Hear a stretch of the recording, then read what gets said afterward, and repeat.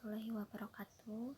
Perkenalkan, kami dari kelompok 2 ingin mempresentasikan hasil kerja diskusi kelompok kami, yaitu tentang pendekatan pengukuran kegunaan keputusan yang beranggotakan saya sendiri, Diva Erlina, NPM 1901020056, Risa Yulia 0065, Bramantio Ade 0076, Lingling Supriyani Rum 0079, dan Novi Ika Listiani 0093. Apa itu tentang pendekatan pengukuran keputusan?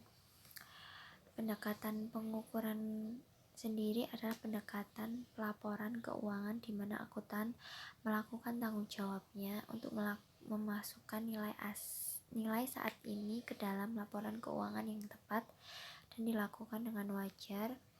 Dengan demikian mengakui peningkatan kewajiban untuk membantu investor memprediksi kinerja dan nilai perusahaan.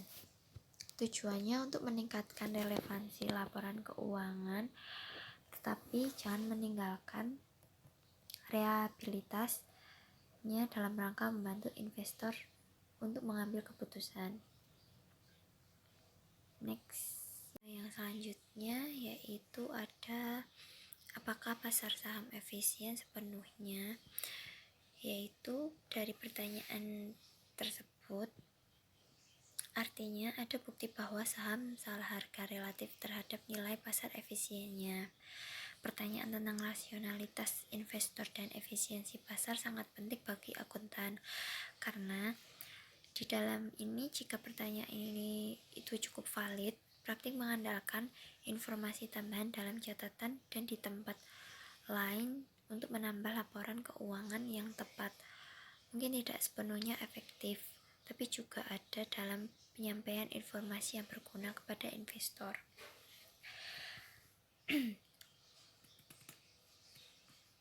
Yang selanjutnya yaitu ada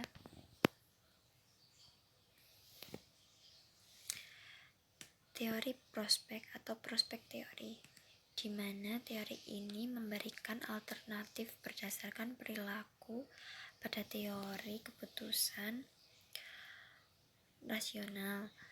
Berdasarkan teori ini, investor juga mempertimbangkan investasi beresiko akan secara terpisah mengevaluasi keuntungan dan kerugian prospektif. Substansi teori prospek adalah proses pembuatan keputusan individual yang berlawanan dengan pembentukan harga yang biasa terjadi di ilmu ekonomi. Di sini juga disampaikan bahwa menurut teori prospek investor yang mempertimbangkan investasi ini beresiko akan secara terpisah mengevaluasi keuntungan dan kerugian prospektif. Akibatnya, utilitas individu dalam teori prospek didefinisikan atas penyimpangan dari nol untuk prospek yang bersangkutan daripada kekayaan total. Yang kedua ada is beta dead, yaitu apakah beta mati. Dari sudut pandang akuntansi sendiri, beta bukan merupakan ukuran risiko spesifik perusahaan yang relevan, tetapi beta ini adalah pengukuran volatilitas return suatu sekuritas terhadap return pasar. Beta juga menggambarkan besarnya perubahan harga suatu saham tertentu dibandingkan dengan perubahan harga pasar sendiri. Beta juga merupakan konsep yang secara ekonomi sendiri mempengaruhi pengukuran resiko sistematis suatu sekuritas terhadap resiko. di mana resiko pasar ini menggambarkan faktor ekonomi. Yang selanjutnya ada anomali efisiensi pasar, yaitu apabila harga tidak bereaksi cepat terhadap informasi baru tetapi membutuhkan waktu lebih lama, maka keuntungan abnormal dapat terjadi berbagai anomali pasar model efisien.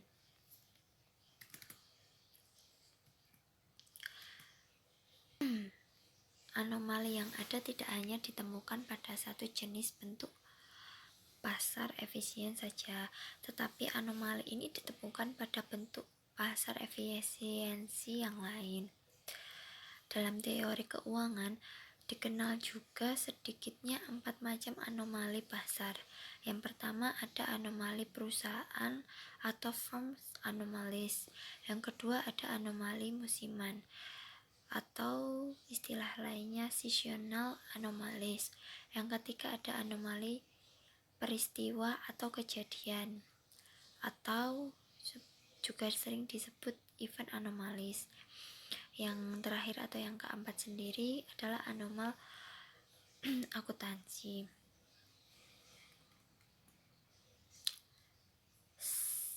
Dalam istilah statistik, anomali ini seperti menyiratkan bahwa pengembalian saham berkorelasi serial, sedangkan di bawah pasar efisien korelasi serial adalah 0.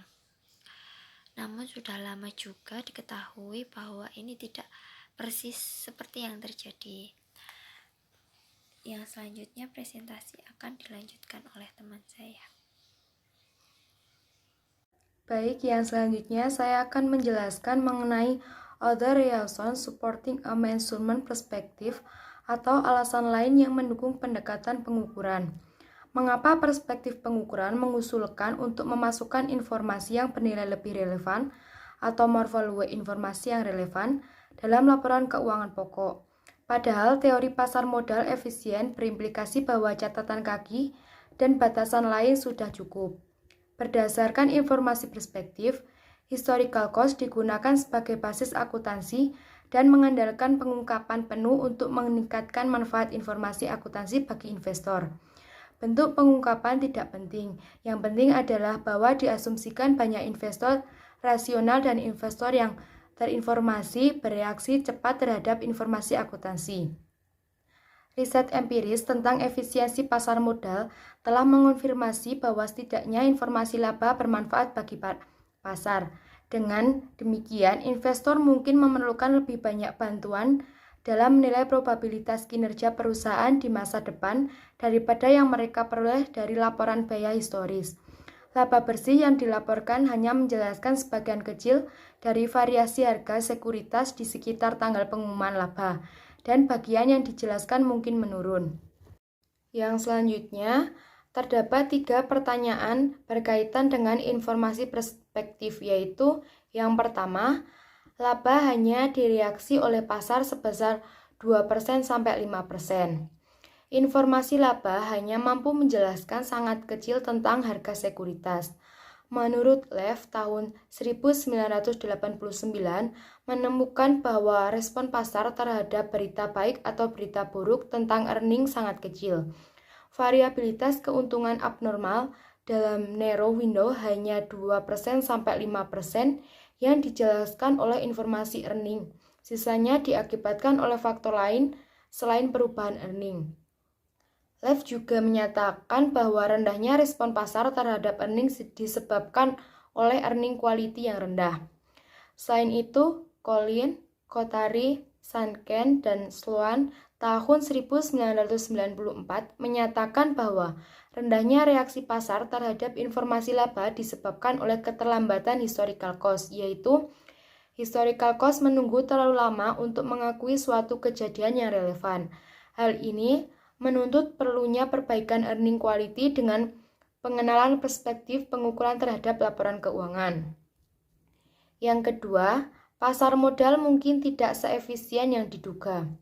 Pasar modal mungkin tidak efisien seperti dalam teori efisien pasar modal. investor memerlukan bantuan bagaimana implikasi informasi akuntansi terhadap prediksi keuntungan masa depan. Hal ini diperkuat oleh Olson Cleaning Surplus Theory yang menekankan bahwa peran utama laporan keuangan adalah dalam penentuan nilai perusahaan, bukan perspektif informasi di mana laporan keuangan sebagai salah satu sumber informasi. Teori ini menuntut ke arah perspektif pengukuran. Yang ketiga, tuntutan tanggung jawab hukum oleh masyarakat terhadap akuntan meningkat. Dengan meningkatnya tuntutan terhadap tanggung jawab hukum, auditor dituntut untuk menggunakan nilai wajar dalam laporan keuangan. Tuntutan ini muncul karena kenyataan gagalnya perusahaan-perusahaan besar, khususnya lembaga keuangan. Contohnya adalah kasus Enron dan Word.com. Salah satu cara bagi akuntan untuk memproteksi diri dari tuntutan hukum adalah dengan mengadopsi perspektif pengukuran menggunakan nilai wajar dalam laporan keuangan. Dari ketiga pertanyaan tersebut, mendasari adanya kemungkinan bahwa measurement perspektif dapat meningkatkan relevansi informasi akuntansi tanpa mengabaikan reliabilitas informasi akuntansi tersebut.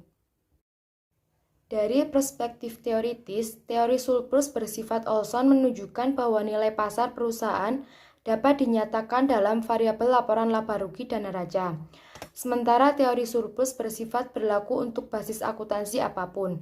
Demonstrasinya bahwa nilai perusahaan bergantung pada variabel akuntansi fundamental konsisten dengan pendekatan pengukuran. Peningkatan perhatian pada pengukuran didukung oleh pertimbangan yang lebih praktis. Dalam beberapa tahun terakhir, auditor telah menjadi sasaran tuntutan hukum besar. Dalam retrospeksi, tampak bahwa nilai aset bersih dari perusahaan yang gagal benar-benar dilebih-lebihkan. Standar akuntansi konservatif yang memerlukan teknik berbasis nilai saat ini, sepihak seperti tes penurunan nilai, dapat membantu mengurangi kewajiban auditor dalam hal ini. Presentasi yang selanjutnya akan dilanjutkan oleh teman saya. Selanjutnya, saya akan melanjutkan presentasi relevansi nilai rendah informasi laporan keuangan. Penelitian akuntansi empiris telah menetapkan bahwa harga sekuritas merespon isi informasi dari laba bersih. Penelitian IRC khususnya menunjukkan bahwa pasar cukup canggih dalam kemampuannya untuk mengekstrak implikasi nilai dari laporan keuangan. Namun demikian, Paul and Brown menyimpulkan bahwa sebagian besar informasi dalam laba bersih dimasukkan ke dalam harga saham sebelum tanggal pengumumannya. Kesimpulan ini diselidiki lebih lanjut oleh Leaf pada tahun 1989 yang menunjukkan bahwa respon pasar terhadap berita baik atau buruk dalam mendapatkan benar-benar sangat kecil. Faktanya, dia melaporkan bahwa hanya 2% sampai 5% dari variabilitas abnormal pengembalian sekuritas sempit di sekitar tanggal rilis informasi. Pendapatan dapat dikaitkan dengan pendapatan itu sendiri. Temuan ini mempertanyakan relevansi nilai informasi laporan keuangan. Relevansi nilai terkait erat dengan konsep kualitas laba karena menggunakan perubahan abnormal harga saham di sekitar rilis laba untuk mengukur sejauh mana informasi laporan keuangan membantu investor untuk menyelidiki nilai perusahaan di masa depan. Selanjutnya,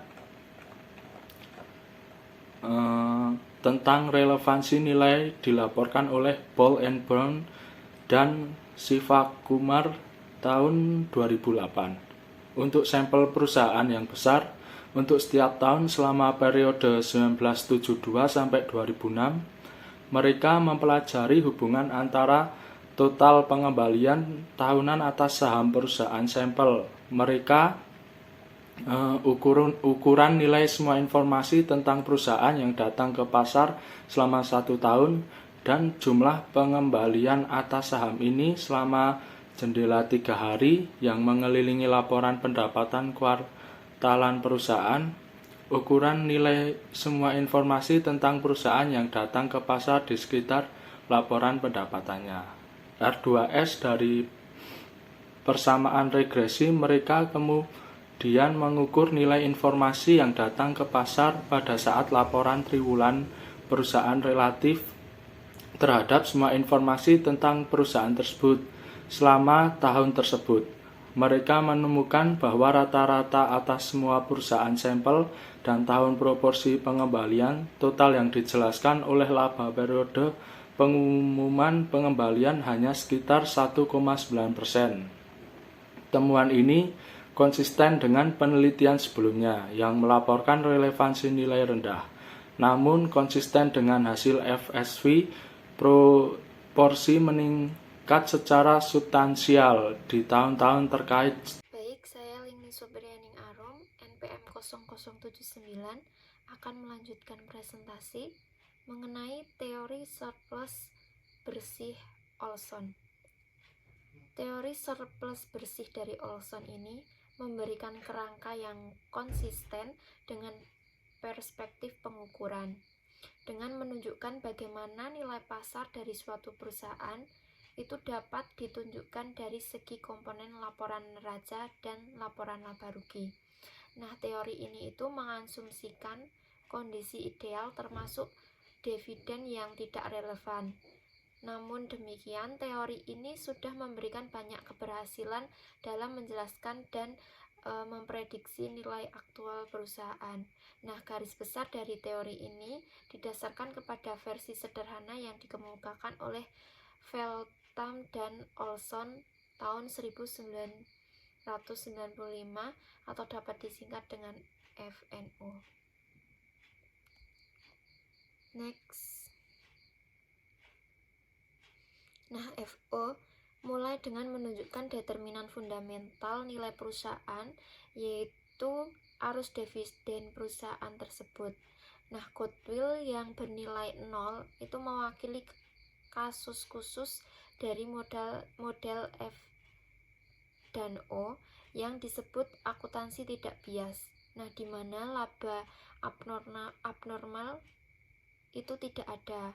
Nah, model F dan O dapat digunakan untuk mengestimasi nilai saham perusahaan. Nah, dari sisi teori pasar modal efisien, pasar modal mungkin tidak efisien seperti dalam teori efisien pasar modal.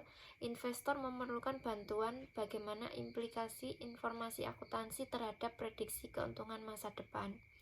Nah, hal ini diperkuat oleh Olson Clean Surplus Theory yang menekankan bahwa peran utama laporan keuangan yaitu dalam penentuan nilai perusahaan, bukan perspektif informasi, di mana laporan keuangan sebagai salah satu sumber informasi. Nah, teori ini menuntut ke arah perspektif pengukurannya. Next. Nah, teori surplus bersih dari Olson ini mendukung pendekatan pengukuran. Nah, akuntansi nilai saat ini untuk aset PF mengurangi tingkat akuntansi yang bias. Dalam melakukannya itu memindahkan lebih banyak nilai perusahaan ke dalam neraca, sehingga mengurangi jumlah niat baik yang tidak tercatat yang harus diperkirakan oleh investor.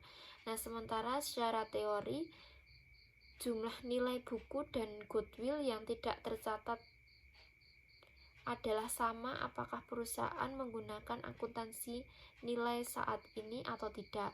Nah, dalam praktiknya perusahaan itu mungkin dapat menyiapkan perkiraan yang lebih akurat dari nilai aset dan kewajibannya saat ini daripada yang dapat dilakukan investor. Nah, jika demikian dan jika estimasinya cukup andal, maka kegunaan keputusan dari laporan keuangan meningkat karena proporsi yang lebih besar dari nilai perusahaan dapat dengan mudah dibaca dari neraca. Sekian presentasi dari saya, akan dilanjutkan oleh teman saya. Selanjutnya yaitu auditors legal liability. Pada bab ini menjelaskan tentang sumber tekanan utama dalam perspektif pengukuran yang mungkin muncul sebagai reaksi terhadap kegagalan yang begitu luar biasa terhadap perusahaan. Nah, contoh dari kegagalan yang terjadi di Amerika Serikat selama tahun 1980-an dan awal 1990-an telah terjadi bencana simpan pinjam yang dimulai dengan kurva imbal hasil terbalik pada akhir tahun 1970-an. Artinya bahwa suku bunga jangka pendek menjadi lebih tinggi daripada suku bunga jangka panjang.